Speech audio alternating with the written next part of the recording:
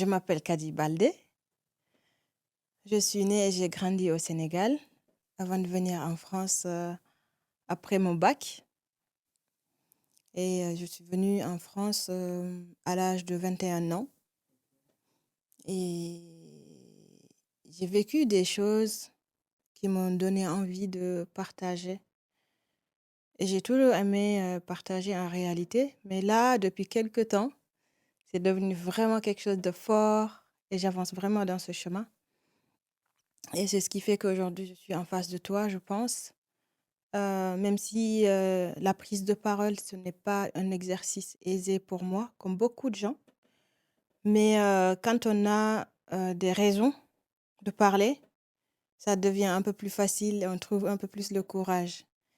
Donc voilà, aujourd'hui, je suis en face de toi. On va parler de pas mal de choses, de mon enfance, de mon parcours, De ton histoire, de mon histoire, ce que tu as vécu. de ce que j'ai vécu et que j'ai envie de partager pour que si ça peut servir à quelqu'un, que ça serve à quelqu'un. Et voilà. Donc on commence Le début. par le début. Le début, c'est je suis une petite fille dans un village qui s'appelle Dabo, dans le sud du Sénégal. Et en réalité, c'est une ville que j'adore. J'aime beaucoup parce que ce que j'ai eu là pendant l'enfance, c'était vraiment des choses qui m'ont fait grandir, qui m'ont fait aimer les gens. Donc je vis dans la maison familiale de mon grand-père. On est nombreux. J'ai ma maman, mon papa. J'ai une sœur avec laquelle je n'ai pas grandi, une grande sœur avec laquelle je n'ai pas grandi. Et donc en réalité, je suis le premier enfant à grandir dans cette maison. Je suis entourée de mes parents et des frères et sœurs de mes parents. Et ma famille est un petit peu aussi éparpillée parce qu'il y a des frères et sœurs de mes parents qui sont dans d'autres villes et d'autres pays. Une enfance heureuse, épanouie, avec beaucoup d'amour et une enfance quand même avec beaucoup de challenges aussi. Ça va être de la maltraitance d'une de mes tantes qui habite avec nous, qui je ne sais pas pourquoi ne m'apprécie pas. Et donc, vu que mon papa est l'aîné de la grande famille de mon grand-père, parmi tous les enfants, mon papa est le fils aîné. Donc, mon grand-père a 3 femmes. Et parmi ma grand-mère était la première. Et mon papa est le premier à être né dans la famille. Et donc, moi, puisque ma grande sœur n'est pas là, moi, je vais occuper cette place-là aussi. Et donc, ce qui fait que tu n'as pas de repères quand tu grandis dans des conditions comme ça. Tu n'as pas d'autres personnes qui sont venues Du coup, avant toi. t'as pas grandi avec tes parents, c'est ça? Donc, mes parents étaient avec moi, mais Ok. c'est ma sœur qui n'était pas avec moi. Mais Ma- tu vivais dans la maison Du du grand-père. grand-père. Oui, Mais tes parents, ils étaient dans la même oui, maison. oui, oui. Ah, ok. C'est que à cette période-là, dans ces années-là, quand le papa a une famille, les enfants doivent tous rester dans la famille. C'est au fil des années que tu vois que, en grandissant, les membres de la famille, les hommes surtout, vont avoir un besoin de sortir de la maison familiale pour aller fonder leur propre famille et avoir leur maison. Mais moi, quand j'étais enfant, c'était peu développé. Souvent, les enfants restaient dans la maison du père et se mariaient et faisaient des enfants en restant dans et du coup, ça faisait de grandes familles comme ça. Et donc, moi, c'est là que j'ai grandi et avec cette tante. Donc, ma maman qui occupait un peu la première place de la femme, c'était pas un peu, c'était comme ça. Et ça, c'est important parce que ça donne une certaine responsabilité à mon papa, qui est l'exemple de ses frères et sœurs. Et ma maman, quand elle arrive, elle aussi, elle doit être l'exemple de toutes les femmes qui vont arriver derrière. Et pareil, les enfants ont cette responsabilité-là d'être un modèle dans la famille et de ne pas faire beaucoup d'erreurs. Donc, c'est ce qui est souhaité au niveau de la coutume. Et cette femme, elle ne m'apprécie pas. quand ma maman n'est pas là, et ça arrivait souvent. Pourquoi? Parce que quand il y avait des mariages, quand il y avait des décès ou quand il y avait quelqu'un qui était malade, euh, la responsabilité revenait à ma maman, qui est la première femme de la maison, d'accompagner ou d'aller présenter les condoléances ou d'aller représenter la famille. Donc, pendant l'absence de ma maman, je vais me retrouver avec cette femme qui va me maltraiter, qui va beaucoup me faire travailler alors que je suis petite. Et je suis à l'école aussi. Et ça va être aussi parfois des insultes. Ça va être aussi... ce qui était le plus difficile, c'est que au moment des repas, juste avant les repas, à chaque fois, elle cherchait à ce qu'il y ait une embrouille entre nous ou que, en tout cas, que je sois soit engueulée ou tapée par quelqu'un pour que l'heure du repas, je mange pas. Donc, quand ma maman n'était pas là, ça se répétait souvent. Et d'ailleurs, cette femme, elle m'avait trouvé un surnom, un peul, qui s'appelle, en français, le terme, c'est l'embryon. Et un peul, elle m'appelait Fort Yanou. Elle disait que, elle prononçait jamais mon prénom. Elle m'appelait Fort Yanou. Elle disait que j'étais ça. Donc, c'est anodin, en fait. Quand on est petit, comme beaucoup d'autres choses dans nos cultures et tout ça, ce sont des mots qui sont anodins, qu'on prononce comme ça, ou des comportements qu'on a vis-à-vis des enfants, qu'on ne sait pas à quel point ça peut marquer un enfant. Ça, peut-être qu'on reviendra là-dessus, parce qu'il y a beaucoup d'autres sujets sur lesquels on peut revenir là-dessus au niveau de l'enfance. Mais ça, ce mot, moi, je ne l'ai jamais oublié. À chaque fois que je voyais cette femme, je revoyais les images de ce qu'elle me faisait subir et ce qu'elle faisait. Et du coup, ce mot m'a marqué, et le fait qu'elle se débrouillait pour ne pas que je mange, alors que je m'occupais quand même. J'avais pas mal d'occupations entre l'école et la maison. Et donc, ma maman, quand elle revenait, il fallait pas que je lui raconte. Ça aussi, dans la culture, c'était très ancré. Quand tu es un enfant et que quelqu'un te fait du mal, tu dois pas raconter. Tu dois pas être un enfant rapporteur, en fait. Et il fallait que je garde. Ça va me poursuivre longtemps. Parce que, du coup, quand il se passe quelque chose et que je subis une violence ou que je subis une injustice ou quelqu'un me fait quelque chose, normalement, ça devrait passer par la parole, le fait que tu exprimes. Euh, et je vais pas avoir l'occasion d'exprimer ça et d'en parler à ma mère. Ça, c'est un trait de caractéristique qui va tout de suite se forger alors que je suis très petite. Et après, une fois, ce qui va se passer, c'est que ma maman, elle va partir pendant quelques semaines. Et quand elle va revenir, elle va me trouver malade. Et en fait, ce qui s'est passé pendant qu'elle n'était pas là, c'est que cette tante-là, ce jour-là, il y avait eu quelque chose de positif qui s'était passé. Je ne sais plus quoi. Je ne peux plus me rappeler de quel événement c'était. Mais quand il y a eu cet événement, elle, elle, elle s'est mise à rigoler avec moi. Et elle était contente. Elle a célébré la joie avec moi. J'étais surprise d'abord parce que d'abord, elle m'aime pas tant que ça. On rigolait pas. Moi, son visage, je ne le voyais jamais comme ça. Et donc là, je vois ça, et je suis petite et je lui fais un signe comme ça pour dire super et tout. Parce que j'arrive pas à sortir un mot. Et quand je fais ça, elle dit que je l'insulte. Pour elle, ça, c'était une insulte. Elle a dit, elle s'est mise en colère et elle est allée se plaindre auprès d'un tonton à moi. Et la façon dont elle en a parlé à mon tonton, il s'est tellement énervé parce que pour eux, les enfants ne doivent pas manquer de respect aux adultes et que du coup, l'enfant, il y a des choses que tu ne dois pas faire et tout ça, surtout encore une insulte. Donc, c'était énorme. Et il m'a attrapée et il m'a tapé avec un bout de bâton, mais bien dur. Mais ce n'est pas les coups qui vont avoir un effet sur moi. Ce qui va avoir un effet sur moi, c'est la surprise. Parce que moi, j'ai célébré une joie et je me retrouve à me faire tabasser, en fait.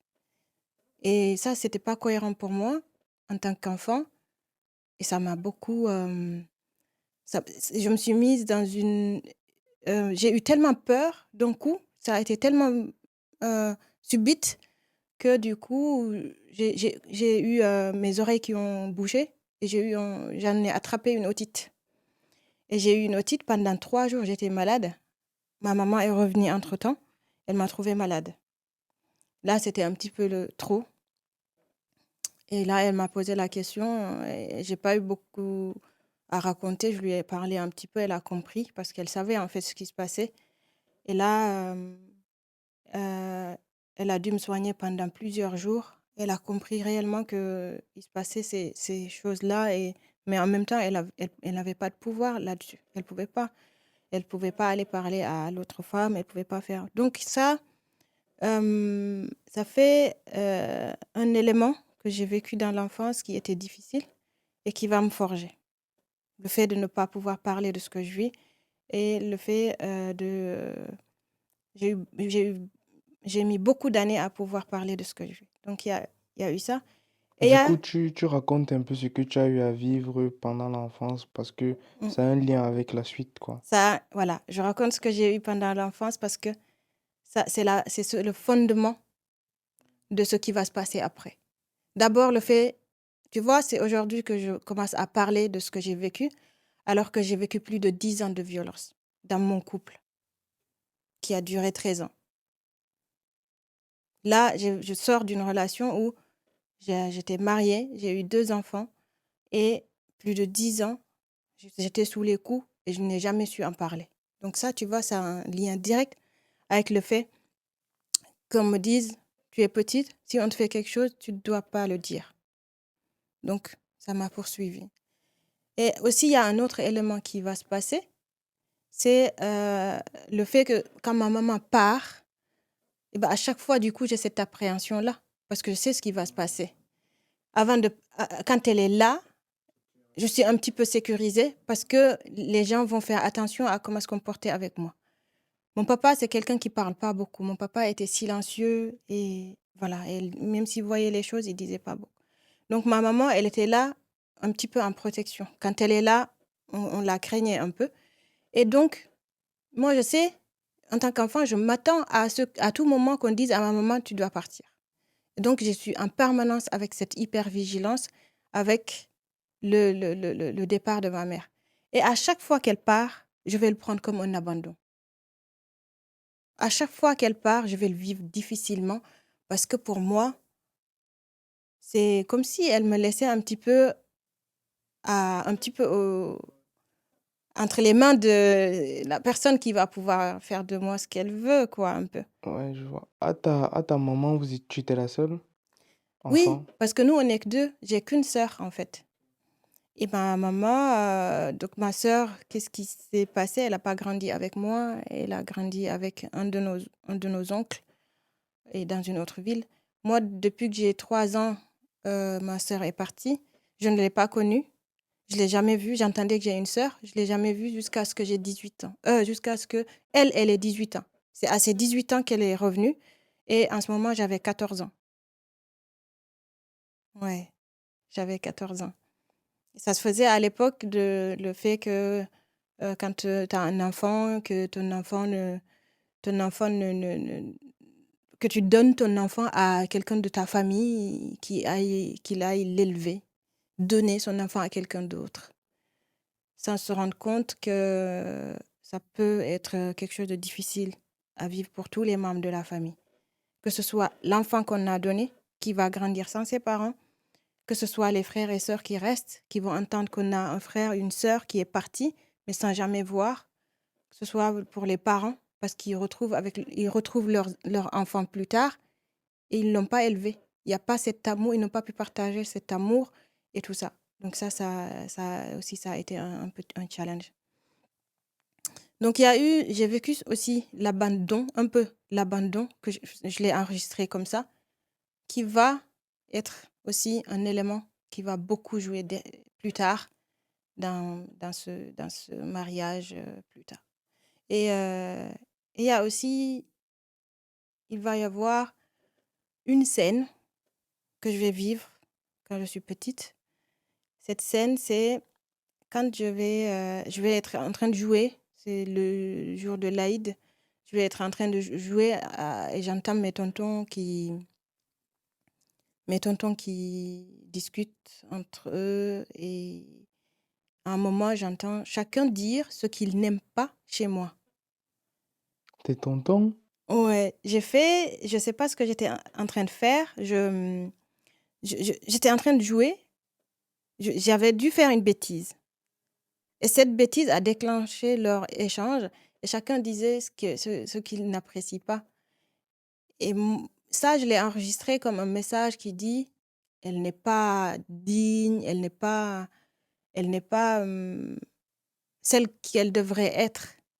Et ça va être une prédisposition un petit peu, beaucoup de manque d'amour de soi plus tard et manque d'estime de soi aussi. En réalité, c'était pas méchant de leur part. Ils n'étaient pas en train de chercher à me juger du tout. Il n'y avait aucune intention de leur part de me faire du mal. Mais quand moi, je suis enfant, j'entends ça, bah, je l'enregistre comme autre chose, en fait. Et juste c'est parce que les gens ne font pas attention à ce qu'ils disent, à ce qu'ils font devant les enfants. Et ça, c'est... Moi, je dis comment je l'ai vécu personnellement. Ça a été quelque chose aussi qui va participer plus tard dans ma construction d'être humain. Et cette scène a participé. Mais il n'y a pas eu que ça. Il y a eu beaucoup de moments il y a eu beaucoup de choses qui sont très, très positifs. Ce que je retiens, et comme je te disais, j'adore mon village d'Abo. Je le dis toujours village, mais c'est devenu une ville. Ça a grandi, ça a évolué depuis plus de quelques années maintenant.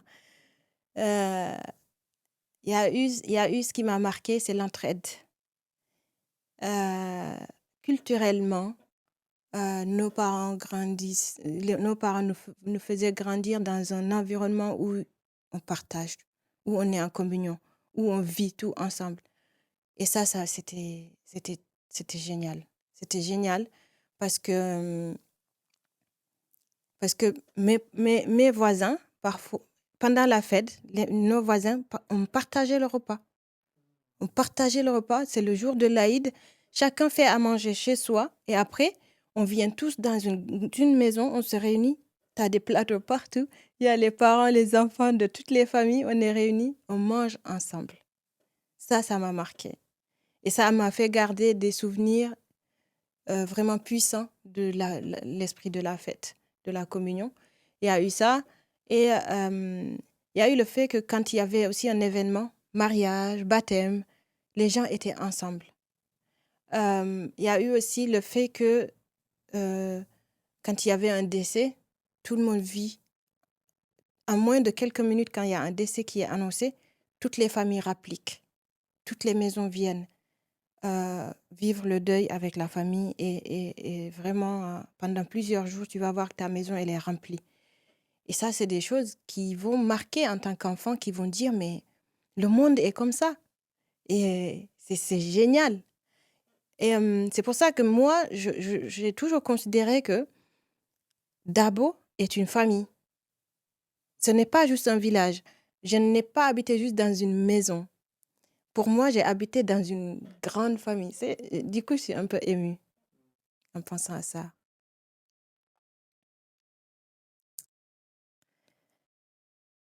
Mais je savais pas que ce serait difficile comme ça. Enfin, c'est pas difficile, mais je savais pas que j'aurais de l'émotion en disant ces choses-là. Mais voilà, j'ai vraiment enregistré un village qui est vraiment une grande famille. Et ça, je le garde pour toujours. Et c'est comme ça d'ailleurs que j'essaie de vivre aujourd'hui avec tous les gens que je rencontre. Parfois, ça crée des surprises chez certaines personnes, que ce soit au travail ou ailleurs, mais je sais pourquoi je suis comme ça et ça, je le laisserai pour rien au monde. Parce que pour moi, c'est une bonne valeur. Le partage, la communion et tout ça. Et, et ce qui était puissant aussi, ce qui était puissant pendant mon enfance, C'était la famine. La famine? Oui, on a connu la famine. Et d'ailleurs, c'est ça qui va déclencher tout, tout, de tout mon parcours. La famine, la faim. J'avais 6, 7 ans. Euh, Mes parents vivaient de l'agriculture. Et mon papa a toujours été Mon papa, je ne l'ai pas connu en bonne santé. Donc, t'as les hommes et les femmes qui vont dans les champs, qui vont dans les rizières pour cultiver. Les champs, c'est pour cultiver de l'arachide, du mil, du sorgho. Et tu as les femmes qui vont cultiver le riz dans les rizières. Et partout où tu vas, ce que tu vas retrouver, c'est des gens qui sont en lien. Ils ne sont pas de la même famille, ils ne sont pas de la même maison, mais ils sont en lien. Ils s'entraident. Ils s'entraident vraiment. Ils s'entraident vraiment. Je suis en train de transformer le français. Mais du coup, moi, je faisais des allers-retours entre les champs, les rizières, parce que c'est moi qui amenais les repas pour mes parents. Et tout ça. Et donc, quand ils vont récolter, ça va servir à manger pendant plusieurs mois. Et pendant ceux qui vont avoir comme récolte, puisqu'il n'y a pas beaucoup d'outils pour travailler la terre et exploiter beaucoup, ils sont que dans l'effort physique est important. D'ailleurs, ça, c'est hyper important pour nos jeunes d'aujourd'hui, qu'ils entendent ça et qu'ils sachent que la vie n'a pas été toujours aussi facile. On n'arrivait pas toujours à avoir les choses de façon rapide comme ça. Quand j'étais petite, vraiment, c'était dur. J'ai fait partie des dernières générations qui ont vu nos parents cravacher. Vraiment dur. Et donc, ils cultivaient, ils allaient dans les champs, les rizières à 7 heures du matin, 8 heures du matin, jusqu'au soir. 18 heures, la personne, elle revient. Imagine-toi ça pendant plusieurs mois. Pendant la saison des pluies, puisqu'il n'y a que quelques mois de pluie. Et donc, c'est là que tu peux cultiver. Et après, quand tu récoltes, tu gardes pour toute ta famille. C'est là que tu manges le matin, le midi, le soir. Et si tu as besoin de te vêtir, tu prends ta récolte, tu vas vendre aussi pour pouvoir avoir de l'argent. Donc ça, c'était la vie de mes parents. Mais quand tu vois ça, tu peux pas être un enfant paresseux, en fait. Et donc ça a commencé à me forger en me disant, tu dois avoir envie dans la vie de réussir. Et ça a commencé à me donner cette envie-là. Mais le fait que chaque année, la récolte, elle se termine et qu'il n'y ait plus rien à manger, à un moment, c'est difficile. Donc, ma maman, elle allait dans le village, voir les voisins, ceux qui avaient un peu plus de moyens, demander à la famille de l'aide et tout. Et c'est pour ça que aussi, aujourd'hui, les gens, quand on dit tu donnes, le fait de donner, quand il y a des gens qui jugent, moi, je ne vais jamais juger ça. Parce que je comprends pourquoi il faut donner. Moi, quand mes parents ont leur donné, à ce moment-là, j'étais contente. Quand mes parents, quelqu'un donnait 2 kilos de riz à ma mère pour qu'on puisse manger, j'étais contente.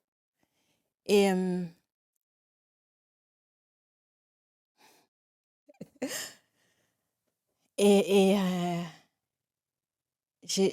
un jour, ma maman est allée dans le village.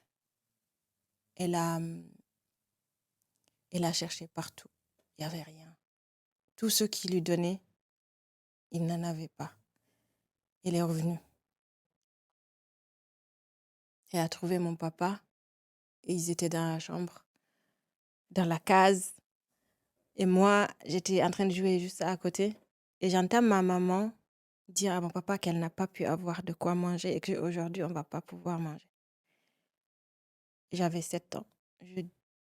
Et mon papa est sorti de la case, tout silencieux. Il s'est assis quelque part dans la maison, sur le dortoir de mon grand-père, dans le centre de la maison. Et quand je le vois là, je vois qu'il est désemparé.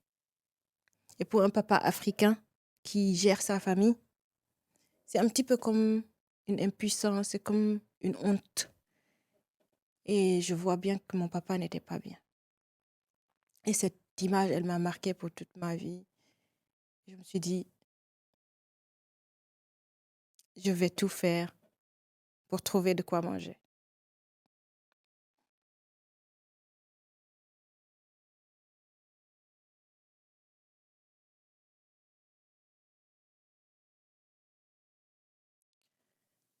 j'ai dit, je vais tout faire pour réussir.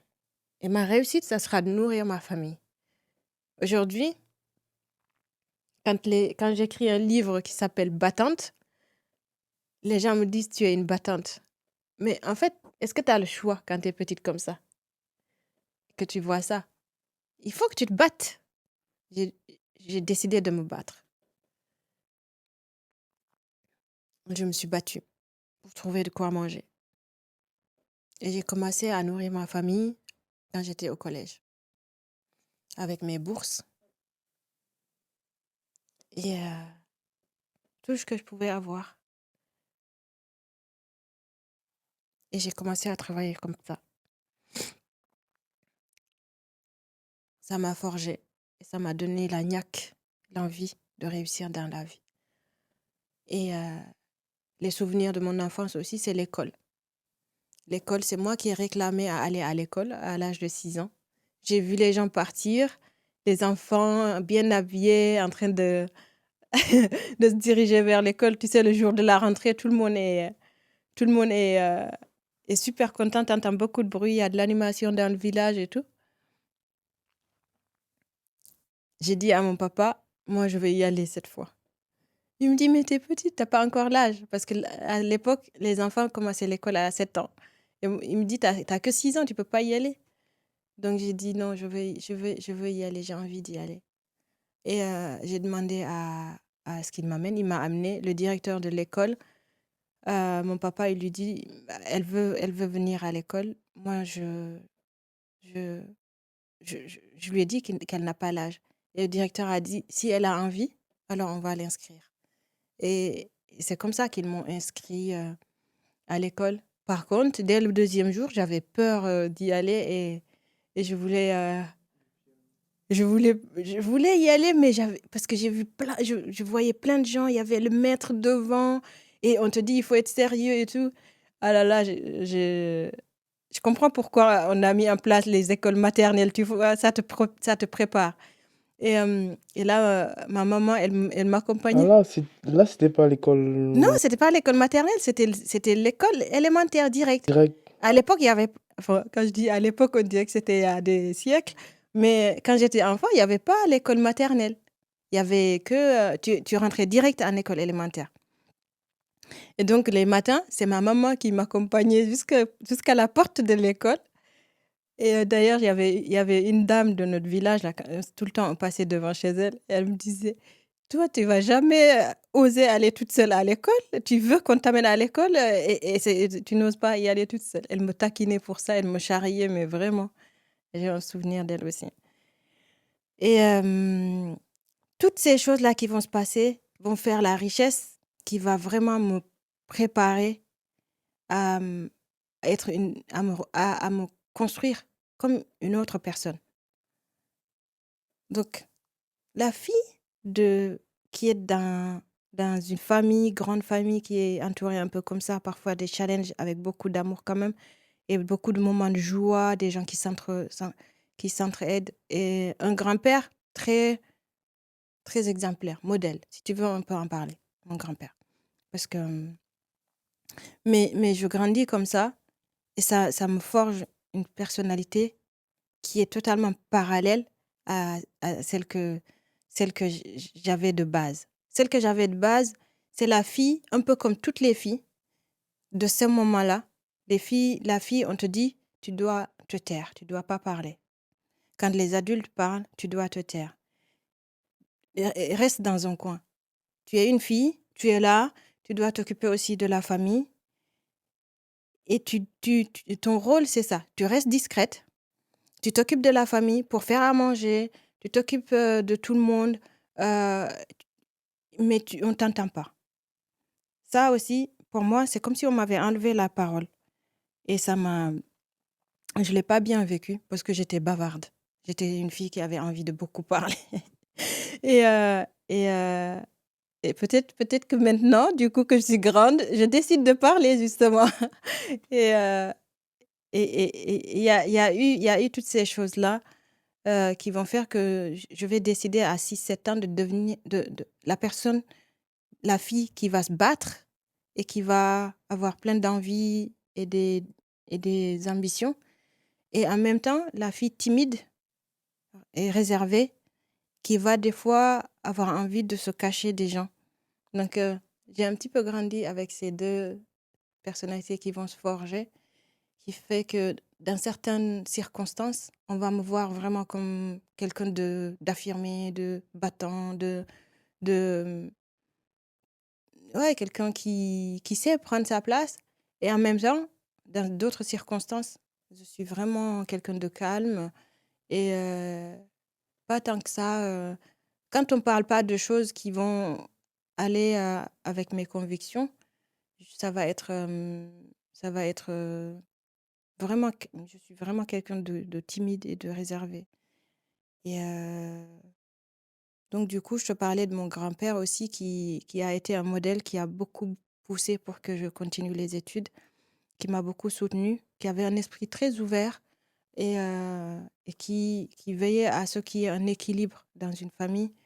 Et, et ça m'a encouragée. Ça m'a, ça m'a beaucoup aidé à croire en moi et, et à aller chercher les informations là où je peux les trouver, par exemple à la bibliothèque. Et parce que j'étais souvent avec mon grand-père et quand j'étais avec lui, il m'encourageait, il me disait, vas-y. Et quand j'amenais des livres, il était content, il me regardait avec mes livres et tout. Un jour, j'avais amené un livre que j'avais pris au club UNESCO. Et à ce moment-là, j'étais au collège. Je pense que je devais avoir 13, 14 ans. J'ai amené ce livre. Je me suis assise à côté de la case de ma maman encore une fois. Et c'est là, je me suis fixé une image où je me suis dit, j'aimerais bien aller là où on écrit les livres comme ça. J'aimerais bien un jour être là où on écrit ces livres. Et ce livre c'était mon premier rêve là que j'avais posé. Je lève les yeux au ciel, je dis, mais je pense que c'est possible. Je pense que c'est possible d'aller à là où il y a ces livres, là où on les conçoit, là où on les écrit. Et donc aujourd'hui, en écrivant un livre, je suis en train de réaliser un rêve d'une enfant de 13, 14 ans, l'enfant que j'étais, à qui on a aussi ouvert ce cadre-là, avec mon grand-père notamment, qui disait à mes parents qu'il faut vraiment me laisser étudier et me laisser libre à imaginer et à rêver, en fait. Et à ça.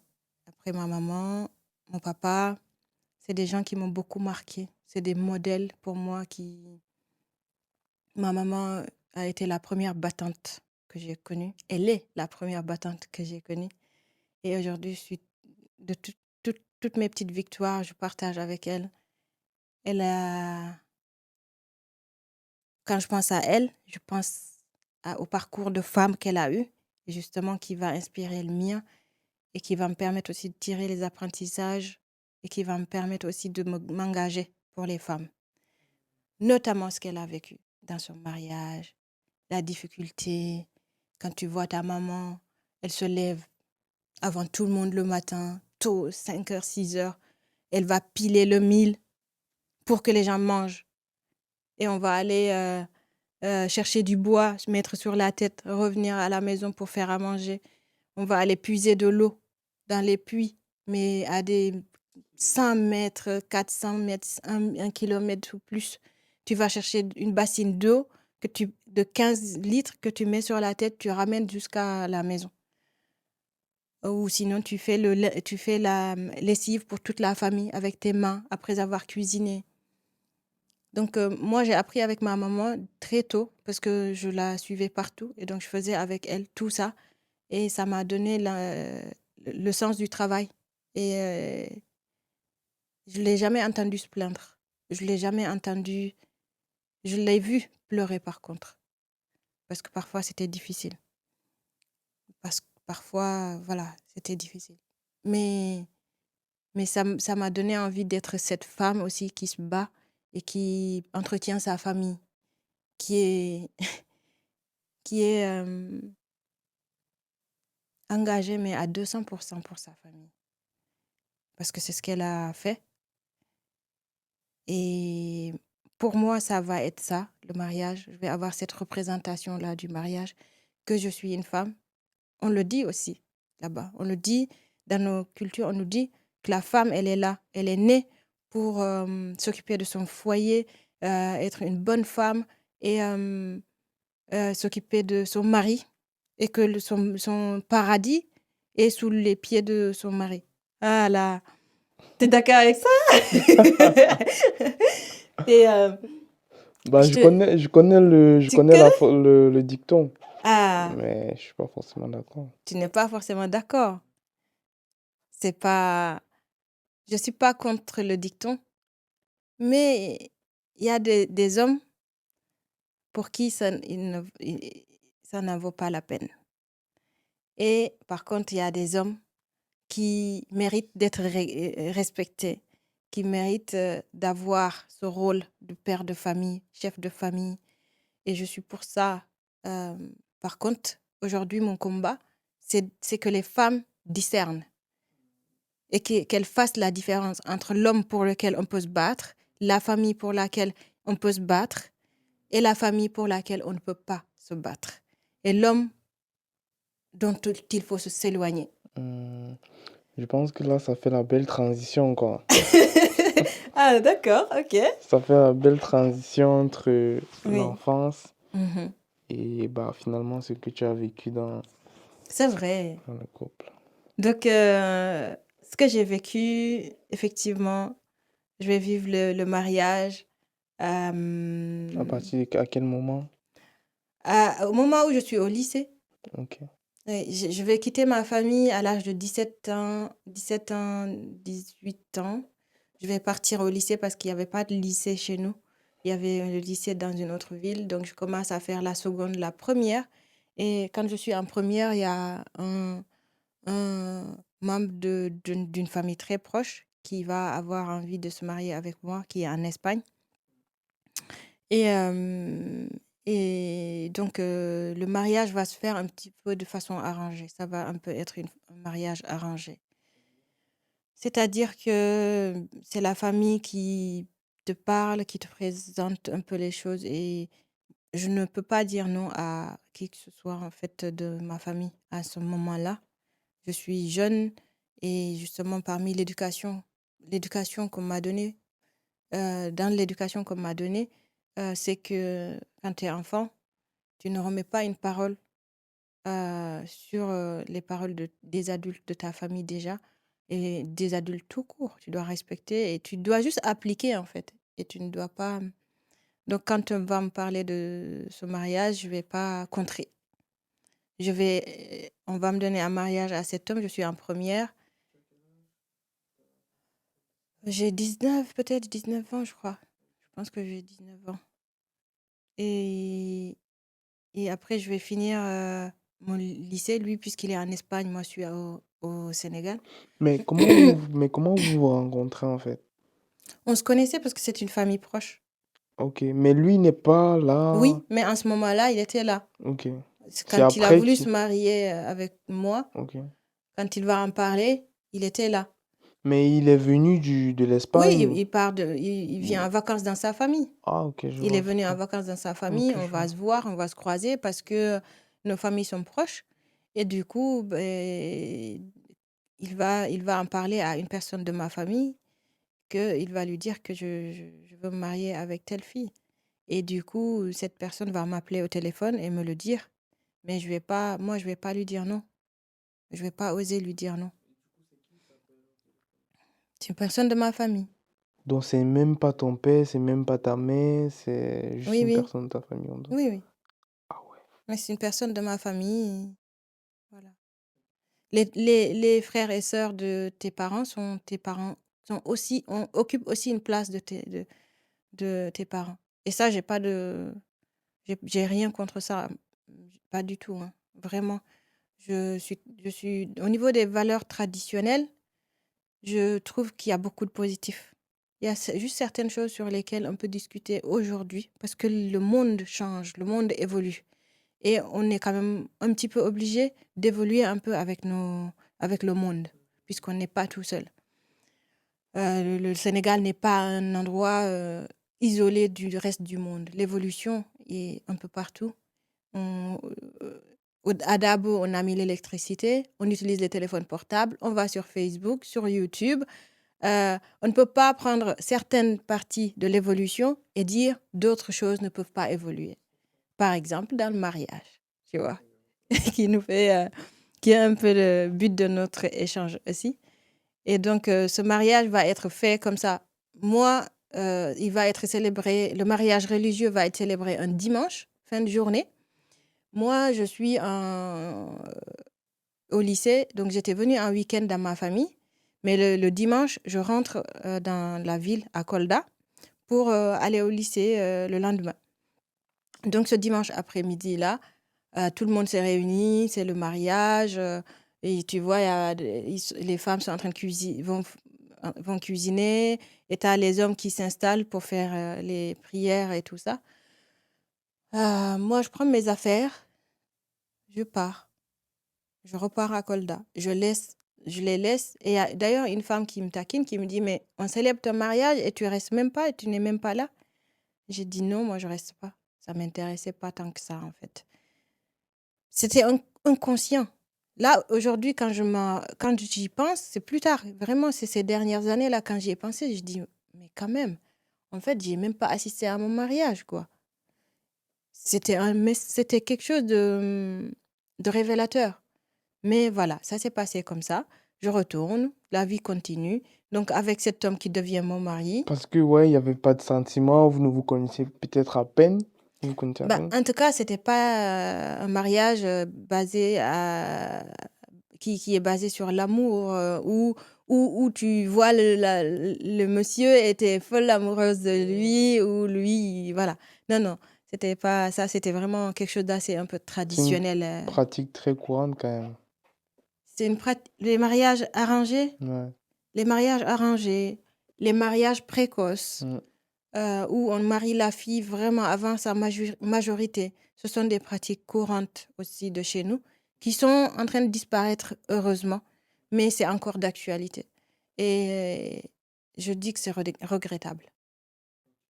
C'est pas du tout quelque chose d'assez... pour une femme, il serait quand même important de prêter attention à ce que veut la fille, ce qui lui correspond. Le mariage, c'est quelque chose de très important dans la vie d'une personne. C'est comme ta vie, quoi. Je veux dire, En principe, dans le mariage, il n'y a pas de machine de retour en arrière, en principe. en principe.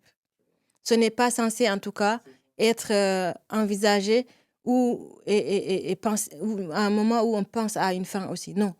Normalement, quand on y rentre, c'est pour y rester. Donc, c'est pour ça que c'est important de considérer quand même la personne dans ça.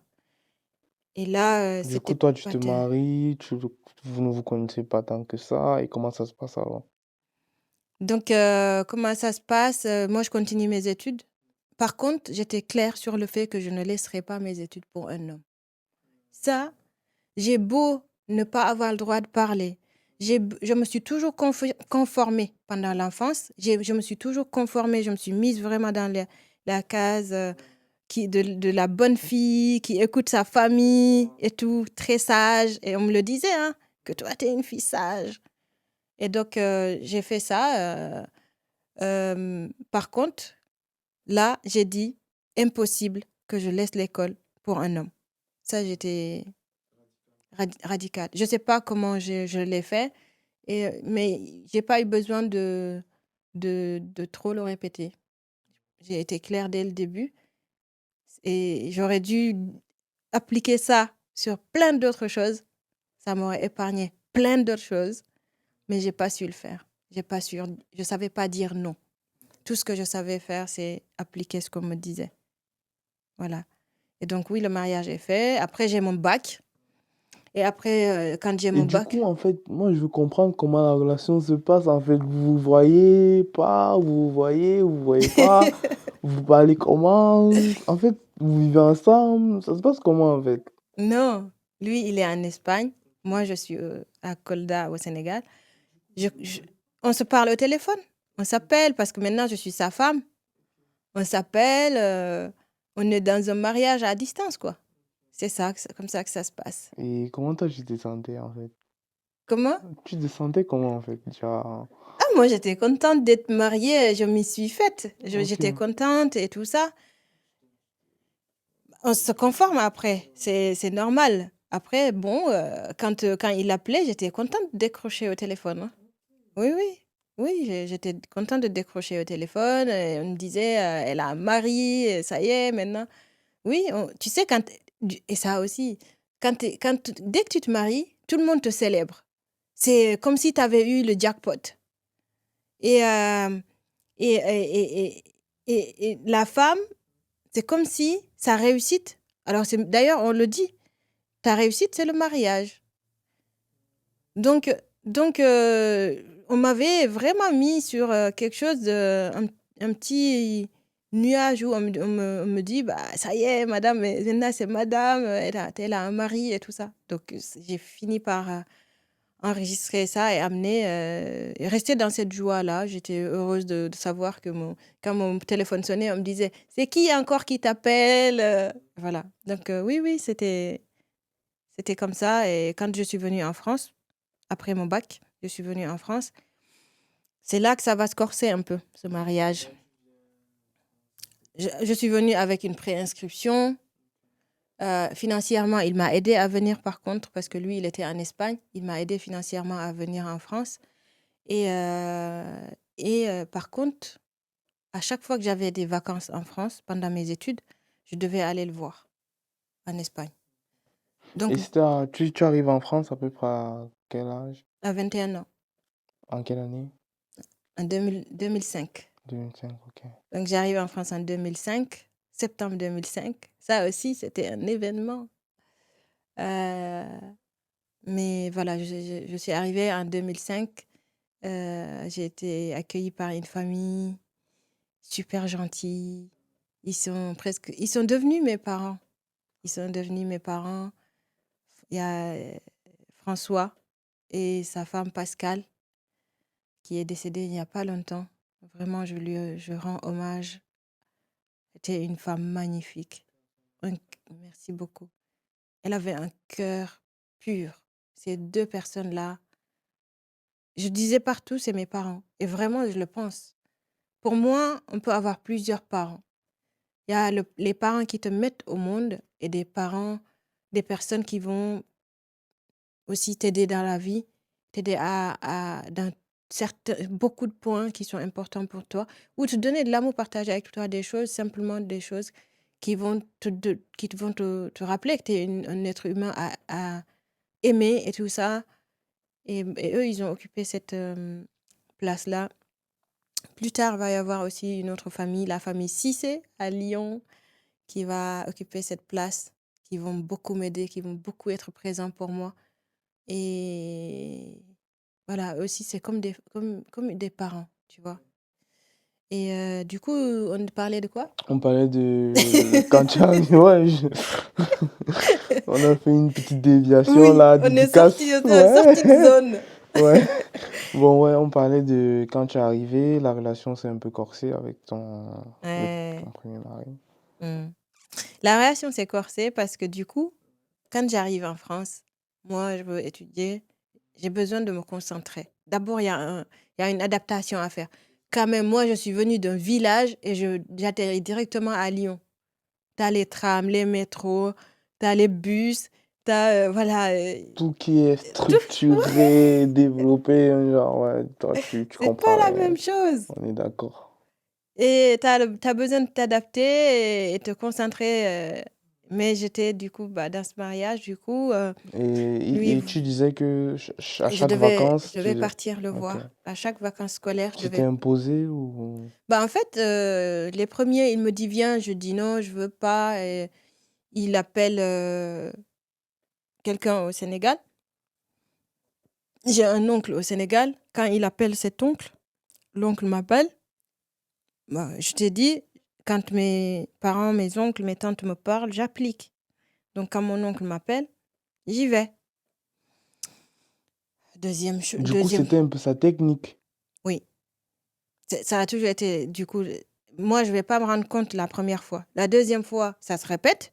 Donc, je dis, je ne viens pas, parce que pendant les vacances, je veux travailler un petit peu. Il me dit que je dois venir. Donc, OK, j'y vais. Mais plus j'y vais, moins j'ai envie d'y aller. Ouais, ok, je vois. Voilà. Parce que ce que je vis là-bas, quand j'y vais, ce que je vis là-bas, là, j'ai pas envie vraiment de rentrer dans les détails, mais ce que je vis là-bas, les conditions dans lesquelles il vit, ça, je vais le dire, ils sont que des hommes dans une maison, ils sont nombreux en colocation. Moi, je suis la seule femme. Quand j'arrive, je suis la femme au foyer. Et tout ce que je fais, c'est faire à manger. Une femme, quoi, au foyer. Donc, Il est en colocation, ce sont ses frères il y a ou... un de ses frères et les autres, c'est pas ses frères, c'est des personnes qui sont en colocation avec eux. Mais ils vivent ensemble. Donc, quand je fais à manger pour tout le monde. C'est pas un problème pour moi, encore une fois. Absolument pas. Du coup, Mais je suppose que quand vous étiez mariés, du coup, bah, ça se faisait... Ok, on a compris. donc, en fait, ce qui va poser problème pour moi, c'est l'intimité. Je vais pas être à l'aise avec lui dans l'intimité parce que du coup, comme on disait au début, il n'y avait pas cet amour au départ et je, je me suis conformée parce qu'on on m'a dit fais, mais plus le temps passe, plus je vais me rendre compte que l'amour n'est pas là et que je vais mal le vivre. Et ça, c'est horrible. Quand tu es une femme, ça, c'est horrible. Donc, toutes les femmes qui vivent ça aujourd'hui, toutes les personnes qui connaissent des femmes qui vivent ça, peuvent se rendre compte à quel point, je n'ai pas besoin de rentrer dans les détails, à quel point ça enlève à une femme son amour de soi, son estime de soi, et ça te fait perdre confiance en toi. C'est destructeur. Tu, tu, tu partages ta vie quand il y a le silence la nuit et qu'il n'y a plus personne. Tu es face à quelqu'un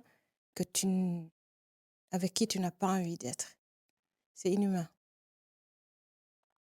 Donc à un moment, je ne vais plus pouvoir supporter ça. Et c'est dans l'intimité que ça va exploser, bien sûr, parce que c'est là que je vais dire non. À un moment, je vais avoir plus envie de me donner à cet homme. Et quand je dis non, il va se plaindre auprès de personnes de ma famille, comme il avait l'habitude de le faire. Et bah, du coup, ces personnes ne condamnent pas, parce que la femme doit appliquer, doit le faire, doit se conformer, c'est tout. Jamais à un moment donné, quelqu'un va me poser la question à savoir pourquoi tu ne veux pas. À ces femmes qui vivent ça, on devrait leur poser la question. Pourquoi tu ne veux pas te donner à ton mari? Je ne sais pas pourquoi, pendant des siècles, ces pratiques se font et en aucun moment, quelqu'un pense à poser une question à une de ces femmes pour dire pourquoi tu ne veux pas te donner à ton mari. C'est révoltant pour moi. Et donc,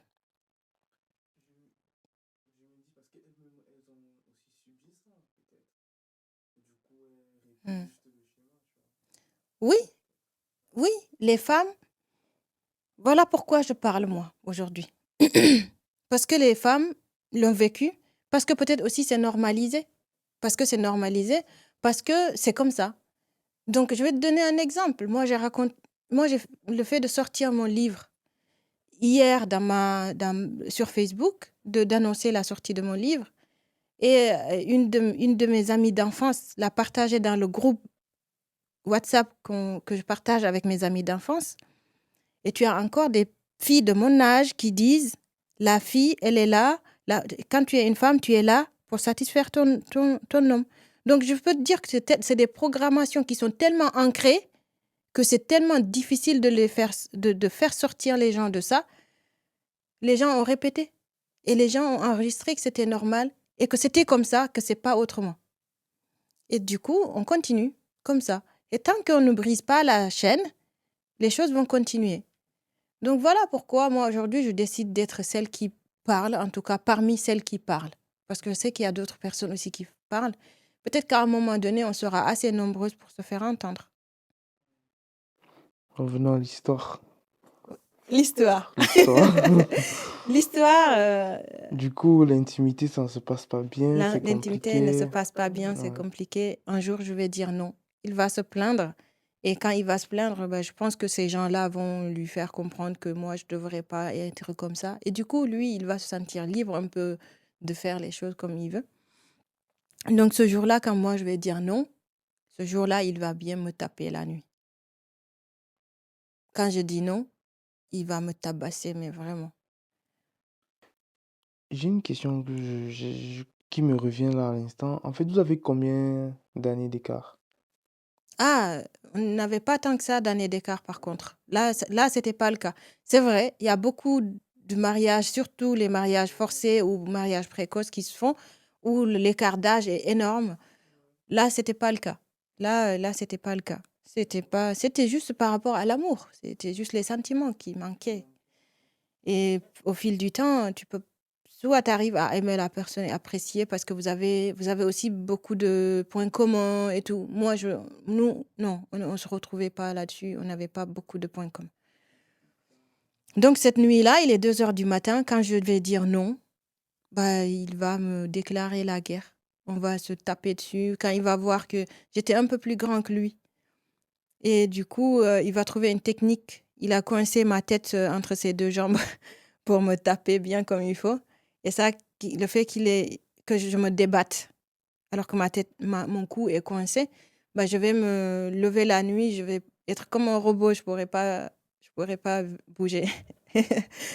Je mets un peu d'humour parce que c'est un peu difficile à entendre, je pense. Mais du coup, je vais être figée, ma tête ici, je vais avoir toute cette partie qui va être enflée et je vais appeler les membres de ma famille un par un. D'abord, j'ai commencé par une cousine qui est en Espagne. Je vais l'appeler, je vais lui dire, viens me chercher. Je veux pas rester ici. Elle vient pas. Elle me dit, non, tu dois rester, tu sais, c'est un mariage. Le mariage, c'est pas un jeu, tu dois accepter. Elle vient pas me chercher. Bah, la famille proche, je les appelle pas parce qu'il était là-bas la veille. Donc, pour moi, c'est pas la peine, quoi. Parce que s'il était là-bas, il vient, il me tape, il m'a jamais tapé. Je dis, non, si tu les appelles pas. Donc, je reste comme ça. Et j'appelle mon papa au Sénégal. J'appelle mon papa. Et d'ailleurs, c'est la dernière conversation que je vais avoir mon papa avant son décès. Et je vais lui dire qu'il m'a tapé. Et mon papa va me dire, le mariage est difficile, ma fille. Mais il faut accepter.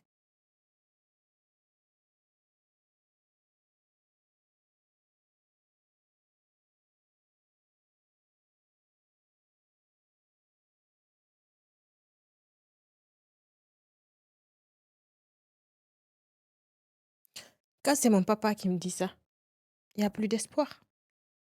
C'est fini. Tu peux plus appeler personne.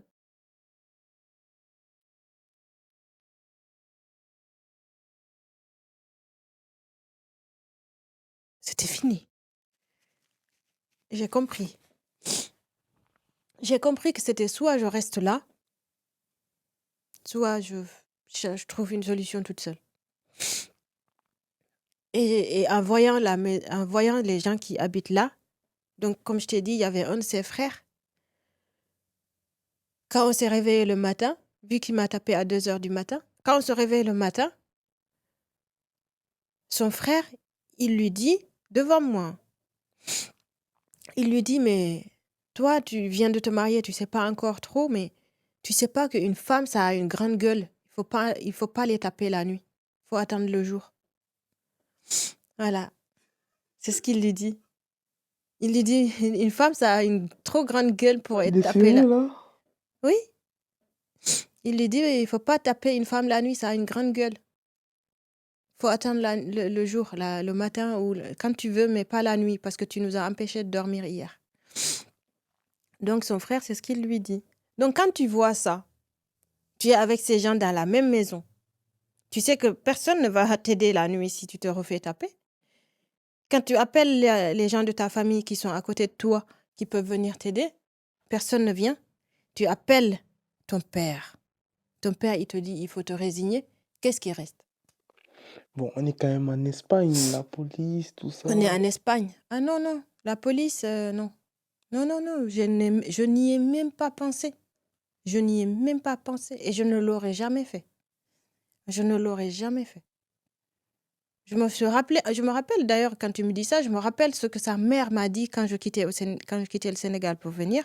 Il m'a dit, tu vas là-bas, mon fils est en Espagne, je te le confie, faut pas le faire enfermer.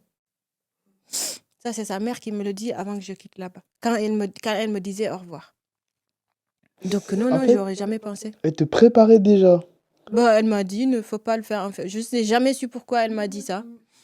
Bah, parce qu'ils avaient aussi la conception que la femme, quand elle vient en Occident, les femmes sont en Occident et que du coup, ici, on prend compte quand même beaucoup les femmes et que du coup, la femme, quand, quand elle signe à la police, elle fait enfermer l'homme. La police n'a jamais enfermé un homme qui n'a rien fait.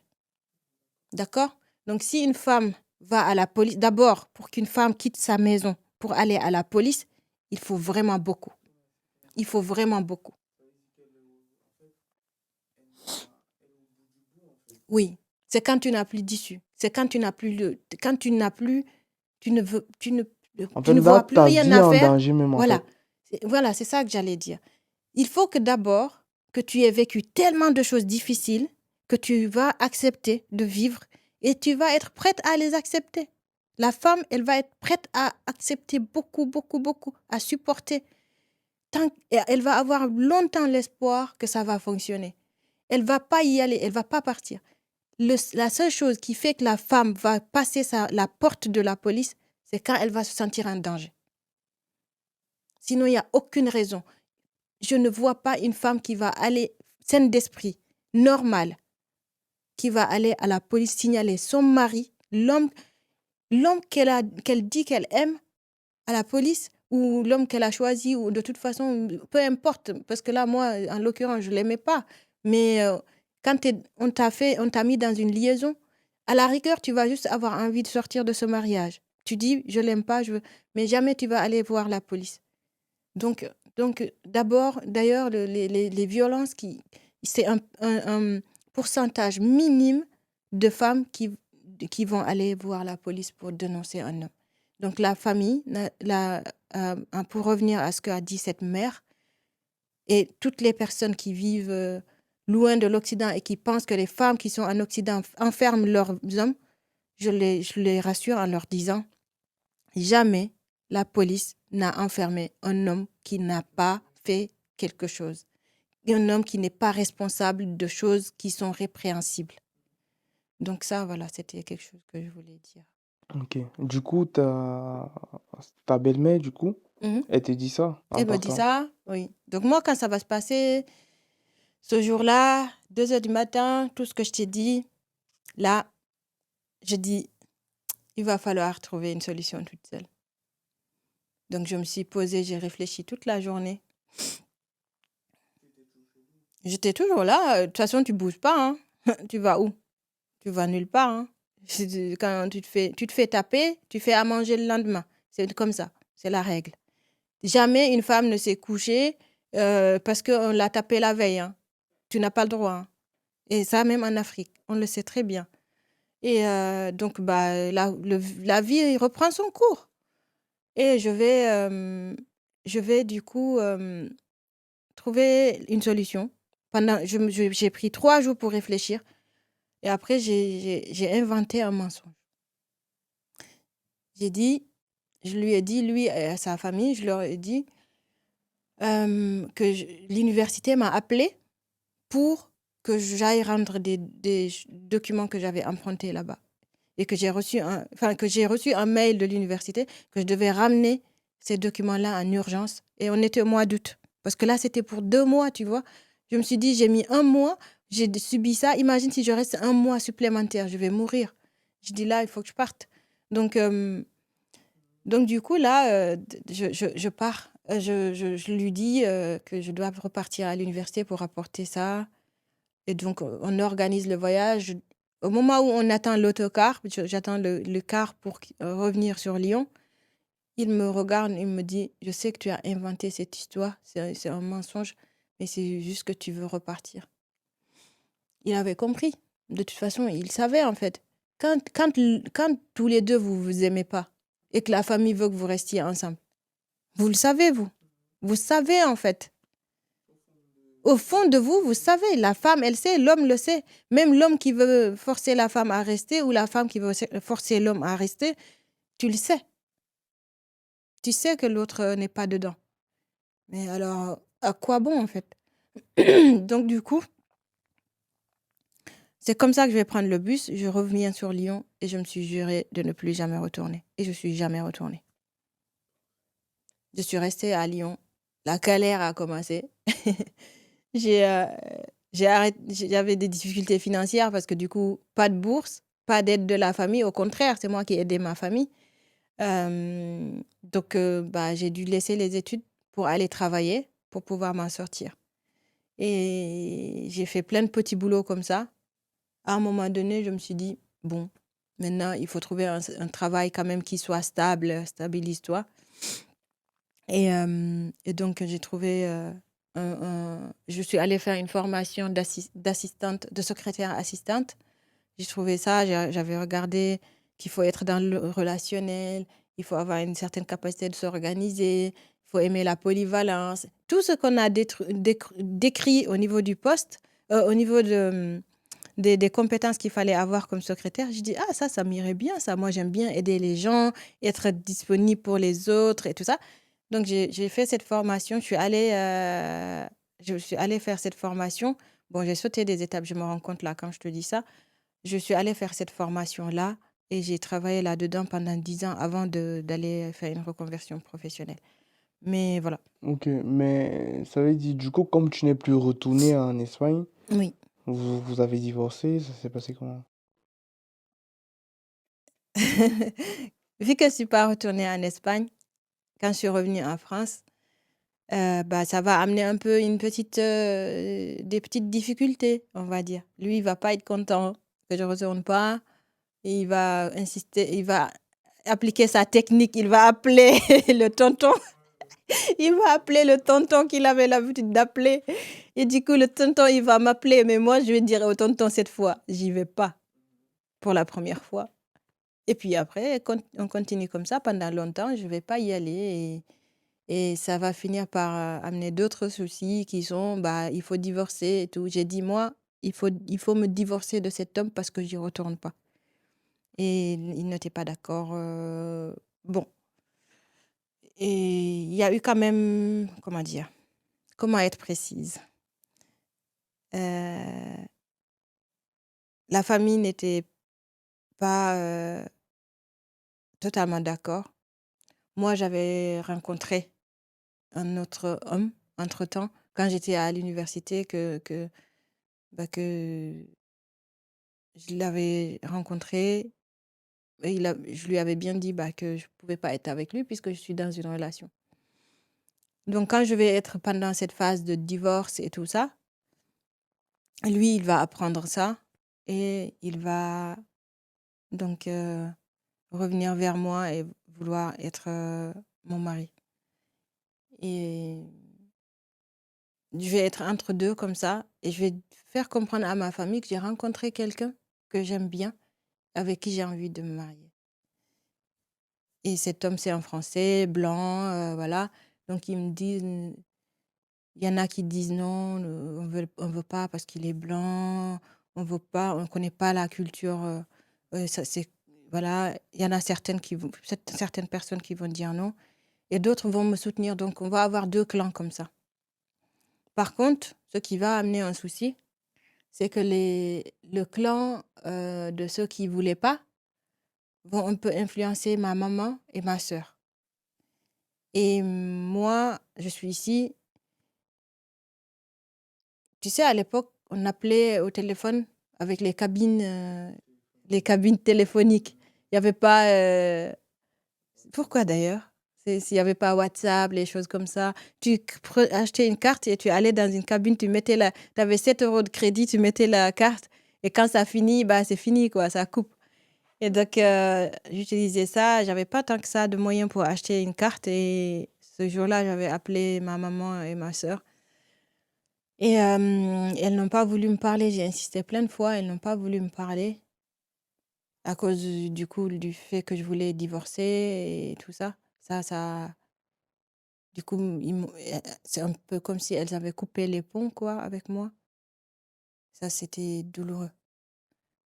Et j'ai dit, mais avec tout ce que j'ai vécu dans ce mariage, je dis, je veux quitter. J'ai rencontré un homme avec qui je veux être. Ils ne veulent pas. Et en plus, ils coupent les ponts. Et j'avais presque... Bah, du coup, il n'y avait plus personne. Et mon papa était déjà décédé. Et donc, j'ai fait une tentative de suicide. J'ai bu plein de comprimés. Et Mais, je voulais en finir. mais qu'est-ce qui se passe dans ta tête, en fait? Ce qui se passe dans ma tête en ce moment-là, c'est un sentiment d'injustice. C'est un sentiment d'injustice. Je suis loin, je suis seule, je me sens seule, je suis en France, j'essaie de m'en sortir comme je peux, j'essaie de les aider comme je peux. Et je me force à être avec un homme avec lequel je ne peux pas, je me sens sale parce que je me donne à un homme que je n'aime pas. Et tout ça, quand je veux en sortir et je veux construire autre chose, on me dit non, tu n'en as pas le droit. Et en plus, ma propre mère ne veut plus me parler, alors que j'ai même pas beaucoup de sous pour l'appeler. Je dis quoi ça, je dis à quoi bon? Parce J'ai qu'en voulu en finir. en vrai, la famille, c'était tout pour toi, quoi. Beaucoup. Moi, ma famille, c'était vraiment... La famille, pour moi, c'était presque tout. Moi, tout ce que je faisais, je me battais pour ma famille. Et jusqu'à maintenant, hein, la valeur famille, pour moi, ça fait partie de mes valeurs hautes. Voilà. La famille, le travail. Quand je dis la famille, la grande famille et mes enfants. Et le travail, ce sont les deux valeurs hautes pour moi. Ce sont les priorités pour moi. Il y a la religion, et voilà. Mais la famille occupe une place très importante pour moi. Donc, quand quand on m'a délaissée, quand je me suis sentie délaissée par ma famille, et que j'étais vraiment, pour moi, c'était la goutte d'eau qui fait déborder le vase. Et je ne pouvais pas m'engager dans une relation sans l'accord de ma famille. C'était vital. Du coup, prise dans ce dilemme-là, j'ai dit, la vie ne vaut plus la peine d'être vécue. Et donc, j'ai pris de justesse, on m'a amenée à l'hôpital, en urgence. Je me rappelle, j'étais en train de partir comme ça, là, dans les vapes, et je voyais les petites lumières et tout. J'entends une dame qui me dit, on va vérifier si votre foie n'est pas touché. Et j'ai été hospitalisée pendant 1 semaine à... Mieux vaut pas dire ce que tu avais pris, quoi. Non, Ouais, ne c'est pas clair. dire. C'est pas quelque chose à faire. C'est clair. Aujourd'hui, avec le recul, même tout de suite après, c'est une chose à ne pas faire. La vie, quelle que soit la difficulté, quelle que soit la situation dans laquelle on se retrouve, l- l- elle vaut la peine d'être vécue. La famille, elle finit toujours par revenir. Et ça, je vais faire l'expérience plus tard. Parce qu'il va se passer d'autres choses plus tard. Du coup, bah, ça va se finir comme ça. Là, ma famille, du coup, elle va être mise au courant par une cousine qui va leur dire que vous êtes en train de... Non, j'ai une cousine à Paris qui est, du coup, elle qui me parlait au téléphone et qui a appelé, du coup, là-bas pour leur dire, vous allez la perdre si vous continuez comme ça. Vous faites quoi? Elle est à l'hôpital aujourd'hui. Elle leur explique. Donc là, c'est là que ma maman et ma sœur vont m'appeler et je vais parler avec elles. Et ça va commencer tout doucement à rentrer dans l'ordre. Et je vais me mettre en couple, du coup, avec celui qui va devenir le père de mes enfants. Et du coup, pendant ce moment-là, qu'est-ce Mm. que lui fait? Comment est-ce qu'il prend le fait que tu as fait une tentative de suicide? Il a été présent. Ok. Il a été très, très présent. On s'était rencontrés avant déjà. Il me connaissait, je le connaissais. En fait, dès qu'on s'est rencontrés, il y a eu une connexion qui s'est faite de façon très facile, très fluide. Et c'est monté haut.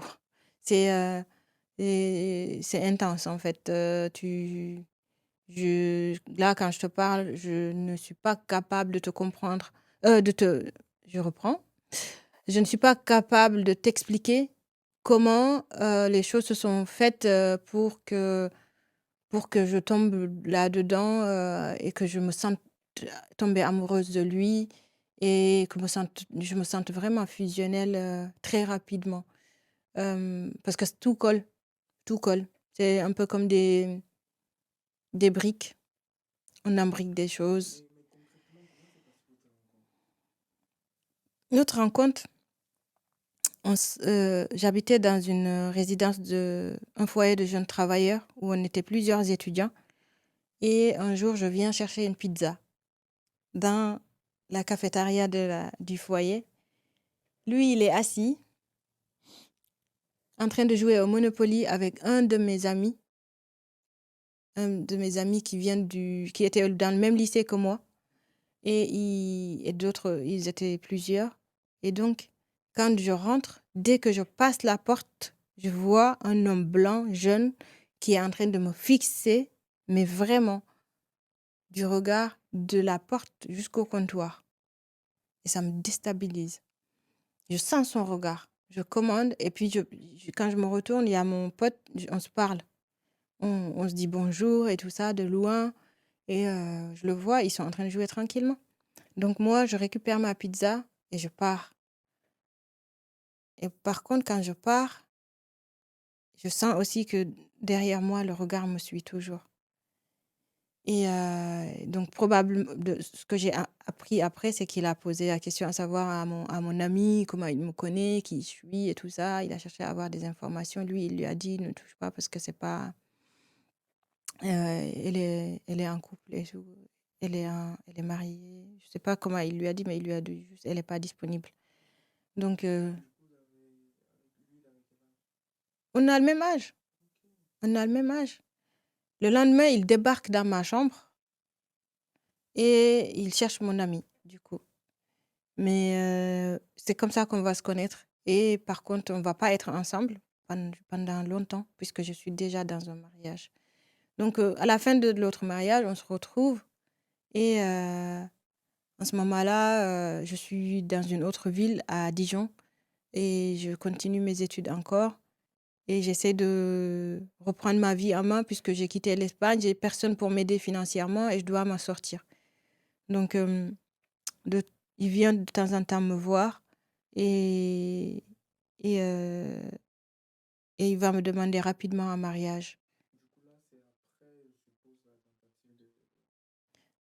La tentative de suicide, c'est après c'est parce que quand je vais quitter l'Espagne, je vais revenir, je vais commencer à reprendre à faire des petits boulots pour, essayer de m'en sortir toute seule.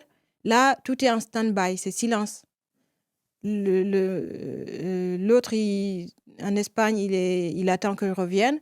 La famille, elle reste tranquille parce que personne ne les secoue. Moi, je cherche à m'en sortir. Donc, personne ne dit rien. Et donc, du coup, moi, celui que j'ai rencontré ici, il revient un peu à la charge, il a envie d'être avec moi. Je vois il est prêt à être avec moi. On se correspond tous les deux. On est amoureux. Et on est, on est amoureux. On va dire ça comme ça pour l'instant. Et du coup, eh bien, en ce moment-là, il se passe rien. C'est quand je vais vraiment avoir envie de me mettre avec cet homme que je vais appeler ma famille pour leur dire, bah là maintenant, il faut faire le divorce parce que je retourne pas en Espagne. Donc c'est moi qui vais secouer un peu l'arbre en disant, Bon, bah, on est resté pendant toute cette période. L'autre, il m'appelle, il me dit, viens, je viens pas. Mon oncle m'a appelé en me disant, je dis non, je vais pas.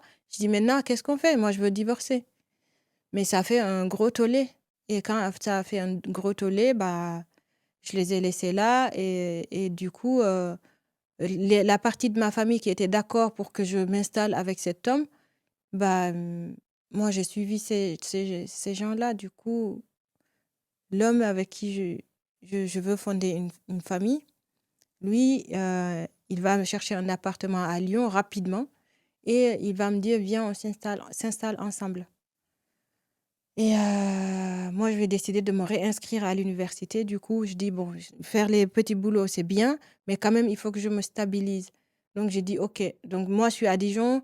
Maintenant, il me propose d'aller nous installer à Lyon. On va être tranquillement chez nous. Je vais pouvoir me retrouver, je vais pouvoir me réinscrire à l'université pour reprendre mes études.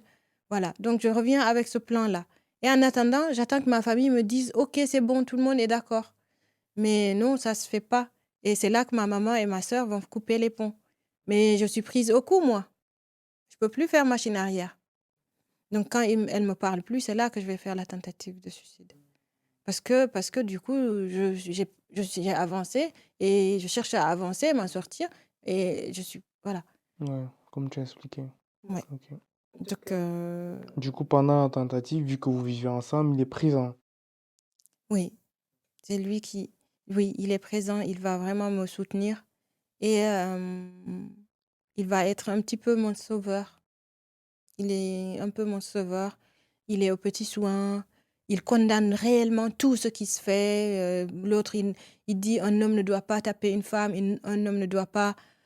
C'est horrible ce qui te font vivre. Il me soutient. Voilà. Donc ça, c'est le début de notre relation. Après, bon, tout le monde va réussir à se mettre un petit peu d'accord. On va me donner l'accord pour que je me marie avec lui. Et on se marie. On se marie. Moi, je suis à l'université. Mais je vais quand même rester avec un traumatisme un petit peu de tout ce qui s'était passé. On se marie en France. On se marie en France. Il n'y a pas ma famille. Il y a un oncle de ma grande famille qui habitait à Paris avec ma cousine. Ils sont venus pour le mariage.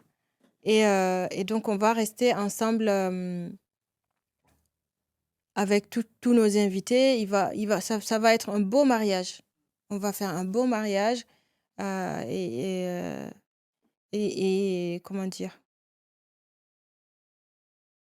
Comment Le mariage, le beau. mariage, plein d'invités. Il y a eu un petit peu à l'africaine, des invités qui ont amené d'autres invités qui n'étaient pas prévus. On a rajouté des chaises. Un beau mariage qui était très réussi. Mais ma famille était trop loin pour venir et c'est pas évident de les faire venir. Du coup, Donc, c'était que sa famille alors? c'était sa famille, c'était plein d'amis. À l'époque, j'avais encore des amis, plein de gens. Oui, oui, on avait j'étais avec des amis de l'université, des amis que j'ai connus, deux amis qui étaient avec avec moi au lycée. J'étais très entourée par contre. J'étais très entourée en ce moment-là. Euh, les parents qui m'ont accueillie, je t'ai dit la famille Cissé aussi qui est à Lyon, qui me soutenait beaucoup. Donc, il y a eu beaucoup de monde. Et à Dijon, j'ai rencontré aussi partout où je vais, je me fais des amis, je fais des gens, j'ai des gens qui sont proches de moi, qui ont envie de m'aider, qui m'accompagnent un peu. Et des personnes aussi, voilà. Il y a eu toutes ces personnes qui sont venues. On a eu plus de 80 invités quand même. Donc, il n'y avait pas que sa famille et ses amis, il y avait toutes ces personnes-là. Il y avait juste ma maman, il n'y avait pas ma maman, il n'y avait pas ma sœur, mais bon, ça, on savait qu'on ne pouvait pas le faire de toute façon. Donc, ça s'est bien passé. Bon, ça s'est bien passé. Quand même, le mariage, comment ça s'est passé? Il y a eu des choses qui se sont passées qui ont commencé à être qui sont un peu bizarres. La chanson des mariés, c'est c'est lui qui choisit la chanson des mariés. Et moi, je voulais qu'il y ait un photographe qui va filmer la cérémonie, qui fait une vidéo pour que je partage avec ma famille la vidéo. Il a refusé qu'il y ait une vidéo. Il a pris un photographe qui fait que des photos. La vidéo, j'ai insisté, insisté. Il a refusé qu'il y ait une vidéo. J'ai trouvé ça un peu bizarre, mais sans plus. Il y a quelques... On est dans un nuage. On est dans un nuage, ça, il n'y a pas de question. Je te dis, avant qu'on s'installe ensemble, c'était déjà énorme, spectaculaire la façon dont on s'est connus et la façon dont ça s'est passé jusqu'au mariage. Mais au mariage, il va y avoir quelques signes qui auraient dû m'alerter. Donc, il décide de la chanson du mariage, il décide qu'il n'y aura pas de vidéo, et ça m'a un peu fait mal quand même. Et il va y avoir, c'est lui qui choisit l'endroit où on va faire la fête. Il va y avoir plein de choses en fait qui vont, qui vont venir un peu se greffer à ce qu'on fait et qui vont un peu qui auraient dû me questionner, mais qui m'ont pas questionné. Mais on va dire que ça s'est bien passé. Et 2 ans plus tard, on va avoir notre premier enfant. Ok. 2 ans Mais plus tard après le mariage. oui, 2 ans après le mariage, on va avoir notre premier enfant. Mais de plus en plus, Tu es toujours étudiante, c'est ça? oui, j'étais étudiante la première année. Après, j'ai arrêté les études. Je suis allée me former en tant que secrétaire, comme je te disais tout à l'heure. C'est là que je me suis formée. J'ai arrêté les études complètement. Ma tête était occupée avec tout ce qui s'était passé. J'arrivais pas à me concentrer. Et je pense que aussi les études à l'université, ça me correspondait pas tant que ça parce que il n'y a jamais eu une réflexion comme beaucoup de gens. Hein. J'ai pas eu une réflexion sur quel parcours me correspond réellement, comment m'orienter. Donc, je faisais juste des filières un peu comme ça. Je choisissais des filières parce qu'on en avait parlé. J'ai entendu parler de cette filière. J'ai entendu dire que cette filière, elle est bien. Donc, j'allais m'inscrire là sans savoir si ça me plaît ou pas. Et donc, c'est une fois que je vais commencer à avancer dans les études que je vais voir que ça me plaît pas tant que ça et que j'ai des difficultés. Donc, là, cette année-là, 1 an après mon mariage, j'ai arrêté l'université. Je suis allée me former en tant que secrétaire assistante dans une autre ville en plus. C'était, voilà, j'ai fait ma formation et j'ai eu mon titre professionnel. J'ai commencé tout de suite à travailler.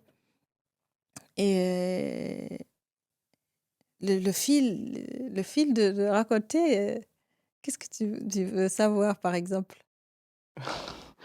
Du coup, là, tu as accouché 2 ans après le mariage. J'ai eu mon premier enfant. Et avant mon premier enfant, il y avait déjà quelques tensions entre nous. Plus le temps passait, plus il y avait des tensions. Mais c'est vraiment après l'arrivée de mon fils que les tensions vont, euh, vont augmenter. Et, et je pense qu'à partir de l'arrivée de mon premier enfant, malgré le fait que on vivait quand même beaucoup en fusion, euh, C'était quoi la fusion? Parce que depuis quand même, je remarque, en fait, tu parles beaucoup d'intensité. Il y avait une flamme, une fusion et tout ça. C'était quoi, en fait? c'est quelque chose d'assez complexe à expliquer. Parce que quand 2 personnes se rencontrent au départ, tout le monde est excité, tout le monde a envie, d'être avec l'autre et tout ça. Mais là, dans notre cas, il y avait quelque chose d'un peu plus que la normale, que je ne sais pas expliquer. C'était beaucoup trop intense, je n'avais pas le temps de réfléchir à quoi que ce soit. Lui avait déjà tout décidé, lui avait toutes les réponses à toutes les choses. Moi, j'étais là en train de suivre, c'est tout. Moi, je me suis laissée, guider, quoi. Et vu que dans l'enfance, j'ai appris qu'une femme doit suivre son mari et que c'est le mari qui est le chef de famille, c'est le patriarcat, hein, si on peut le dire. C'est le mari qui drive la famille et la femme, elle est là pour l'aider et le soutenir et le suivre. Moi, j'ai fait ça naturellement. Donc, je l'aime, c'est mon mari, on s'est engagés ensemble, on fonde un foyer, on veut une famille. Bah, du coup, go, quoi, il n'y a pas de souci. Et je suis à 200% avec lui, il n'y a pas de problème. Mais je ne me rendais pas compte que je lui ai donné tout le pouvoir de décision, que je me suis laissée guider trop facilement sans poser mes limites. Et donc, c'était ça, l'intensité, c'est ça va tellement très vite, ça te surprend tellement que tu n'as pas le temps de décider, en fait. Tu n'utilises pas ton libre arbitre, ta conscience, et je me laisse embarquer. Du coup, l'intensité, ce n'était pas dans l'amour, l'intimité. L'intensité, c'était dans les mots, c'était dans les gestes aussi. Je faisais des surprises, des fleurs, des sorties au restaurant, la demande de mariage sur un bateau, des voyages. Du jour au lendemain, il peut te dire on part en week-end, alors que le vendredi, il peut décider que vous partez en week-end et vous partez. Les vacances, par exemple, vous décidez à la dernière minute, vous prenez une destination super belle, vous y allez. Ça se fait comme ça, toujours. C'est beaucoup dans l'impulsivité. Il est impulsif, il va décider les choses.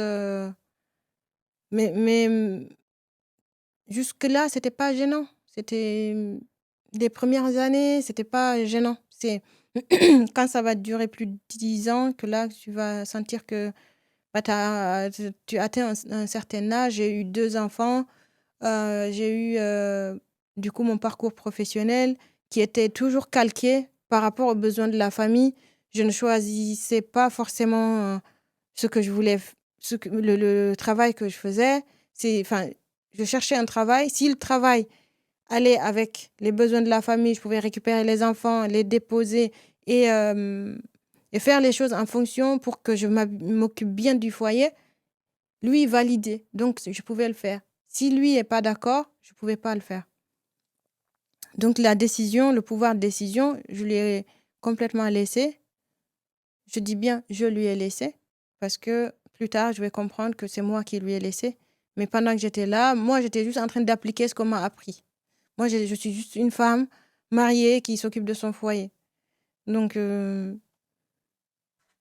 mais quand il y a des tensions, quand tu fais tout toute seule et que l'autre est là, parfois il te dit des petites réflexions et que parfois il te...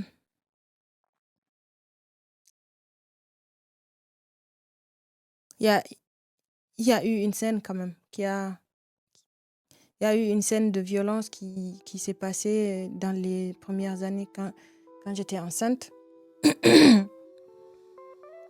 Quand j'étais enceinte, un jour on s'est disputé et il m'a attrapée, il m'a jetée par terre. Ma tête a failli à quelques centimètres près taper. Là, ma tête, elle aurait tapé le mur, ma tête serait ouverte.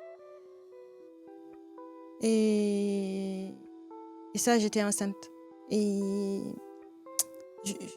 là, aujourd'hui, avec le recul plus tard, je dis, mais Non, ne me dis pas encore avec le recul. Genre, sous le coup, qu'est-ce qui se passe? Comment quand il me jette, Ouais. quand il me jette, je suis là et je me rends compte que j'ai failli quand même... J'ai failli me fracasser la tête contre ce mur. Je suis assise là, je le regarde, il est debout, il me regarde. On se regarde. Moi, je tremble et je suis... j'ai plus de voix, je sais plus quoi faire.